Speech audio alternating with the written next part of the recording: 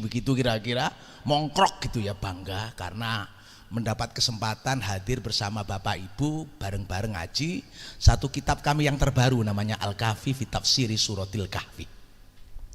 Ini kami tulis sekaligus juga kami dokumentasikan dalam bentuk narasi ngaji salafnya lewat YouTube Tohamanan. Nah, ini jadi gabungan antara offline dan online. Ini offline. Nah, ininya adalah online. Karena apa? Hari ini kompetisi antara off dan online itu sangat ketat. Buktinya banyak sekali yang dulu dikerjakan offline digeser oleh online. Contoh perbankan. Sekarang transaksi perbankan hanya tinggal 30-40% yang offline. Wujudnya kantor tapi pekerjaannya sudah di udara. Sampai nang bank kok nggawa duit seneni, Pak. Lah apa ngotong-ngotong kayak bakul suruh. Sudah online. Semua transaksi ekonomi sekarang ini Masya Allah. Hingga pada posisi itu orang sekarang sudah mampu mengamalkan dawuhnya Kanjeng Nabi, namanya passive income. Loh, passive income. Wonge meneng tenguk-tenguk perusahaannya jalan. Dalam istilah Bob Sadino, ownernya jalan-jalan, perusahaannya berjalan. Jadi kayak saya ini ngalor ngidul. Ya perusahaan jalan sudah, namanya passive income. Contoh Grab, Gojek, itu kan hanya jual aplikasi. Yang punya aplikasi menang cok, itu sekian persen dari pelaku pasar, tukang ojeknya. Tengok-tengok isu ditelok, 3 triliun, 4 triliun, sampai sok dadi menteri. Ya tukang ojek menterinya. Lu lagi kan tukang ojek dengan konsep aplikasi. Pemiliknya jalan-jalan, perusahaannya berjalan. Ini asli konsepnya Nabi. Cuma kita ini kadang menerjemahkan simbol-simbol agama itu terlalu kerdil, cekak. Cekak ya artinya gak modot. Loh iya, modot itu kan apresiasi dari sesuatu yang konteks, yang teks berupa konteks. Dari mana? Idza mata bnu adama in qata'a amaluhu. Itu hadis passive income sebenarnya dalam dunia ekonomi. Kalau seorang manusia mati itu kan nol aktiviti, nggak bisa bergerak orang. Tapi ada satu yang bergerak, apa prestasinya? Ilaming salasin. Semua off, semua sudah nggak bisa berjalan, berhenti. Tapi ada yang terus berjalan. Sodakotin jariatin. Coba bayangkan, ada kotak amal di masjid. Saya pernah itu duduk nunggu mendengarkan khutbah, kan ada kotak berjalan. Di samping saya itu pakai kaos oblong. Katik tulisannya mburi itu cat MK. Wah, iki mesti wewean gitu ya. Mesti wewean. Untung nggak partai. Karena kan gratis lah. Di sampingnya itu pakai jas berdasi. Pas kotak bergeser di depannya yang jas, lolos nggak berhenti. Blas. Justru di depan yang berkaos tadi lama, saya inceng. Wah, inceng itu kan pekerjaan CCTV. Wah, saya inceng, nah gitu ya. Yang dimasukkan tuh lembaran merah-merah 5 lembar. Plong, plong, kaget. Wih, kaosan oblong, MK, 500.000. Begitu bergerak di depan saya, nutupi izin kupluk kaji. Mosok gak ngelebokno blas gitu ya. Langsung saya ambil 10.000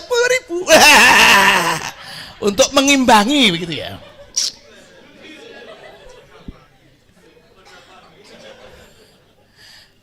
Jadi artinya apa? Saya penasaran ini. Pokok golek bar salat tak takoni wong iki kok hebat. Jumatane 500.000. Berarti lek sak wulan ping 4 ta 2 juta itu. Wih, Masya Allah. Saya tanya setelah sholat, Pak, megai sampai nopo sampai ngebok 500.000. Walah Pak, kula niku namung buru teng pasar Mojo Agung niku lho. Angkut-angkut. Lho kok sampai 500.000? Niki wonten duit ceblok. Tenganding kula. Nggih kula lebokaken ngriki. Kula lebokaken ngriki. Sing duwe jas krungu. Loh, tekku lho wis kabeh. Masa mau dibongkar? Cerita ini hanya menggambarkan namanya passive income.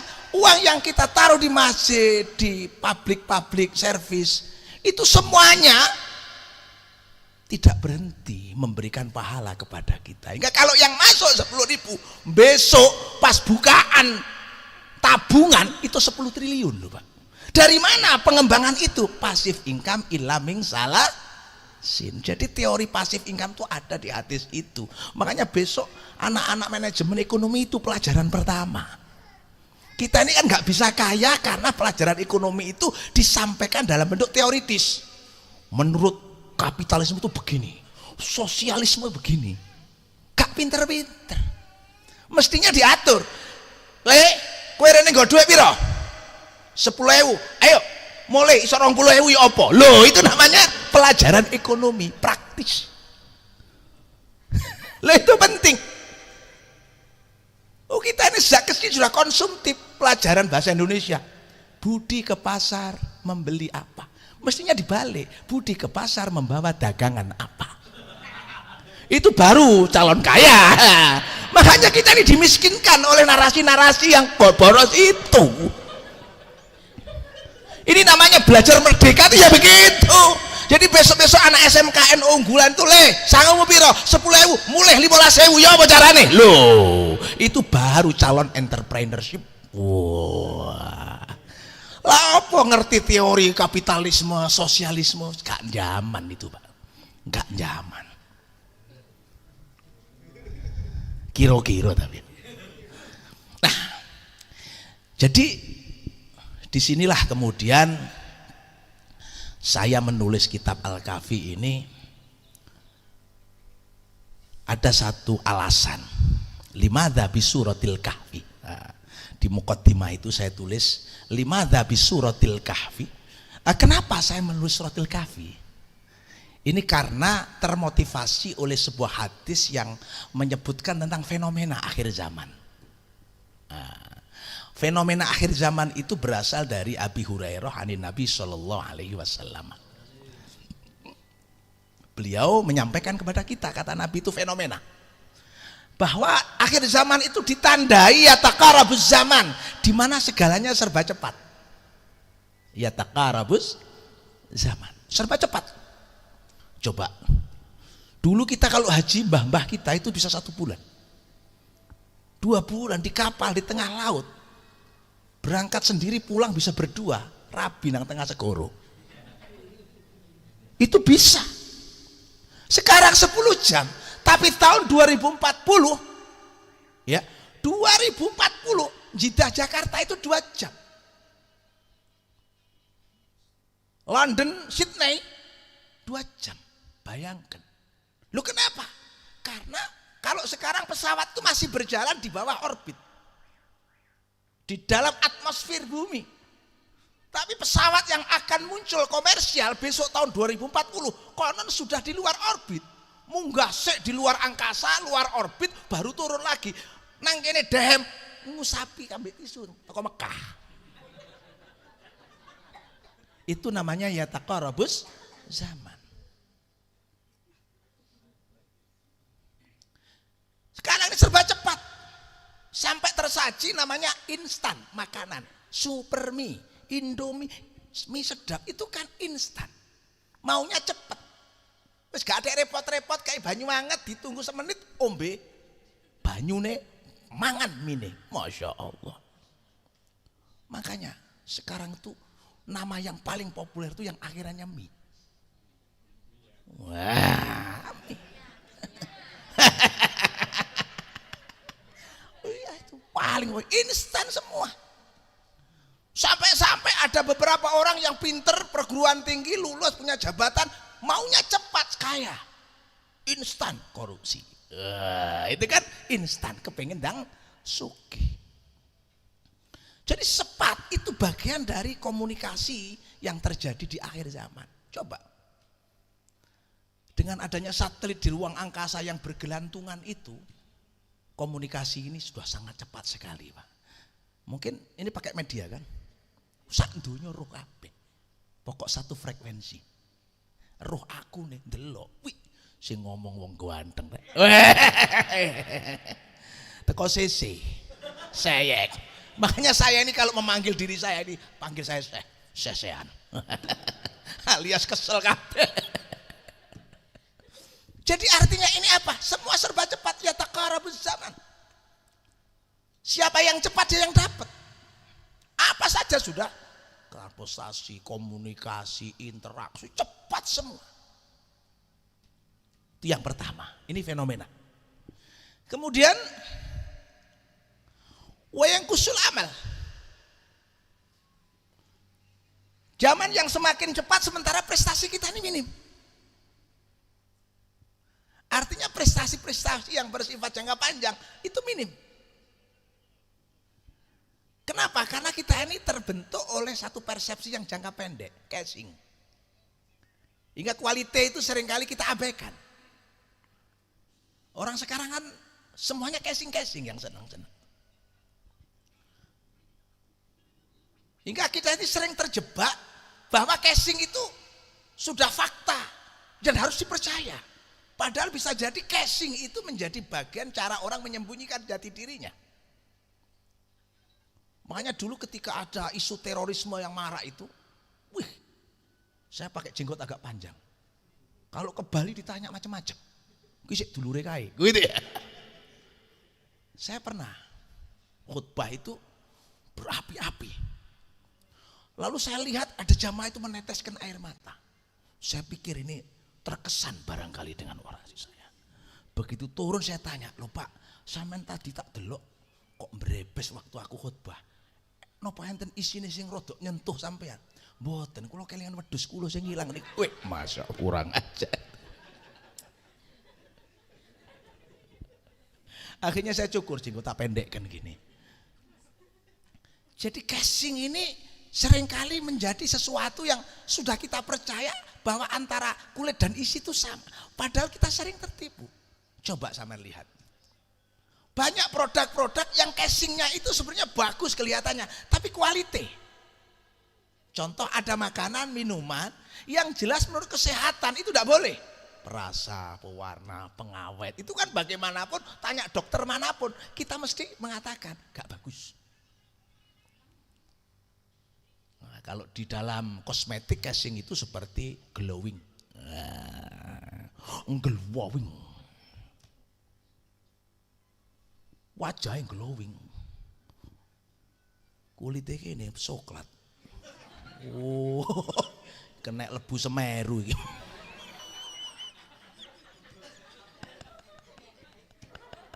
Kan mestinya imbang, kene putih lah, kene putih ya. Loh kene kok coklat? Oh Semeru itu.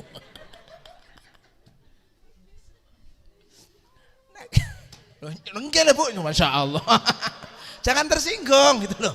Itu Mboten tersinggung. Itu sudah Pak, lagu nasional. Jadi casing itu sering kali kita ini malah sesuatu yang tidak sehat, yang tidak bagus. Tapi karena dikemas demikian rupa kita tertarik. Contoh sama lihat, iklan dan bungkus rokok. Itu mesti inovatif. Baik narasi iklannya, gambar-gambar iklannya. Terus bungkus rokoknya itu bagus-bagus Pak. Sampai Marlboro itu ono sing bungkusnya teko kaleng. Gudang garam ono sing teko kaleng. Wis supaya orang tertarik. Bentuknya juga dibikin. Ada rokok herbal. Wah, pokoknya sing seneng-seneng itu ya. Herbal.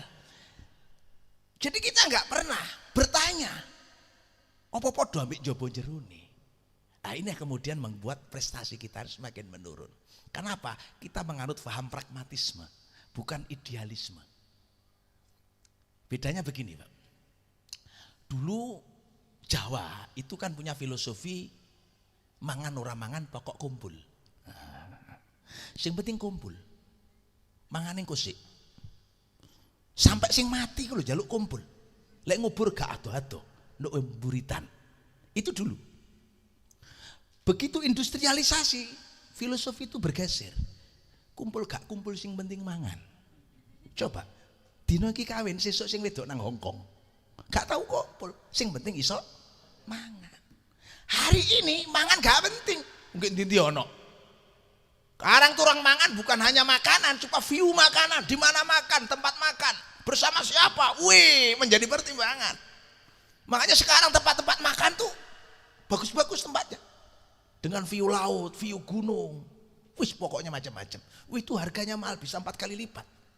Apalagi kalau pelayannya tuh Masya Allah. Seksi.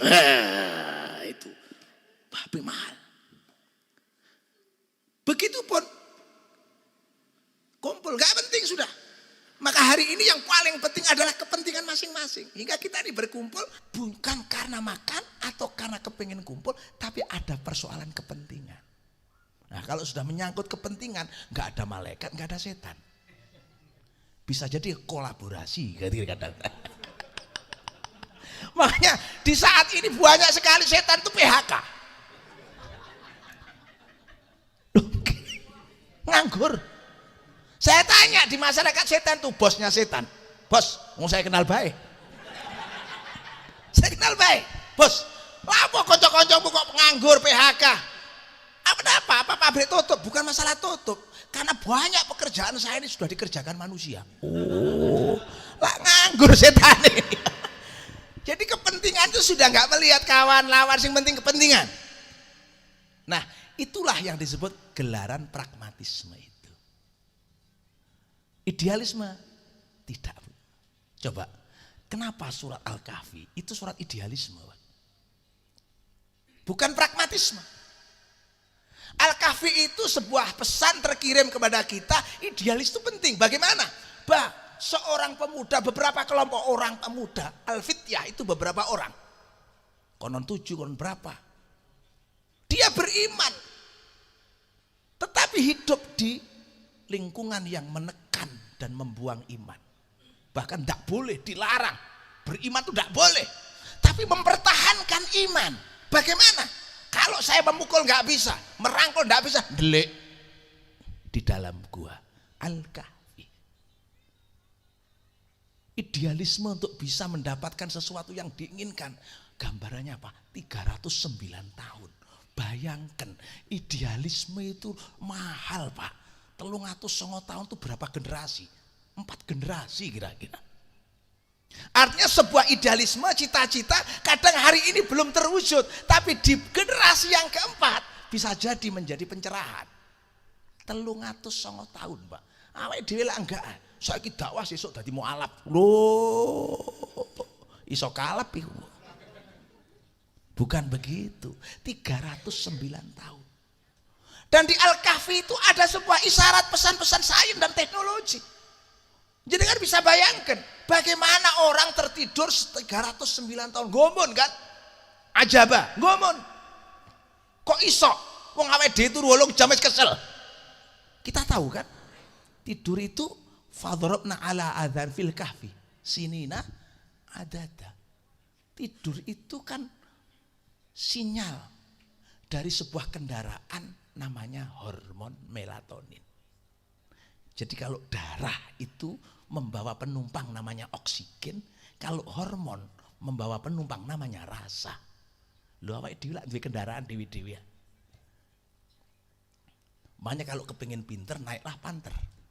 Wah. Kalau kepingin jaya naiklah Innova. Wah. Lek kepingin sayang ndokar. Gak tekongkon. Jadi ada kendaraannya. Hormon itu kendaraan rasa. Hormon melatonin itu secara otomatis normal anggeris peteng turu. Engko lek padang tangi jam piro normalnya 9. Nanti jam 1 sudah bangun. Lek gak tahu melek awan barang ketap-ketip, oh kakean hormon melatonin. Kakean hormon melatonin ini kakean itu. Maka kalau kemudian kita gomun bahwa Ashabul Kahfi 309 tahun itu tidur, kita mesti lebih gomun kepada Nabi Isa. Nabi Isa itu sampai sekarang belum bangun, masih tidur. Mutawaffika wa rafi'uka ilayya. Allah kan mewafatkan Isa. Wafat itu kan ada dua macam.